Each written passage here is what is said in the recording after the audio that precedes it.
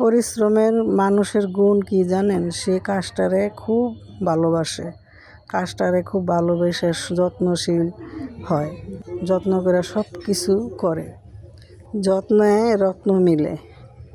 আমি দোয়া করি প্রত্যেকটা মানুষ যেন কাজেরে ভালোবাসে। কাজেরে যে ব্যক্তি ভালোবাসবে সেই ব্যক্তি ফলাফল পাবে, আয় করতে পারবে, উন্নত করতে পারবে, ভালোভাবে ডাল ভাত খেয়ে বেঁচে থাকতে পারবে। আশা করি সবাই যেন কাজটারে ভালোবাসে। আমার কথাগুলি যদি ভালো লাগে আপনারা আমার জন্য দোয়া করবেন, আমি যেন আরও এরকমভাবে সব কাজের উপরে মনোযোগী হইতে পারি, কাজটারে যেন ভালোবাসতে পারি, আমি যেন ফলাফল পাই। ভালো থাকবেন, সুস্থ থাকবেন। আল্লাহ হাফেজ। আসসালামু আলাইকুম ওয়া রাহমাতুল্লাহ।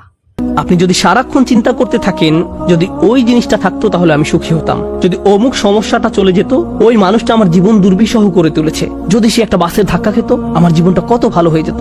প্রতিবার বাস দেখলেই আমি এই দোয়া করি। আমরা সব সময় নিজেদেরকে একথা বলে বুঝাই যদি অমুক মানুষটি বা অমুক সমস্যাটি জীবন থেকে চলে যেত তাহলে জীবন কত সুন্দর হয়ে যেত, অথবা যদি অমুক দুঃখটি দূর হয়ে যেত তাহলে সবকিছু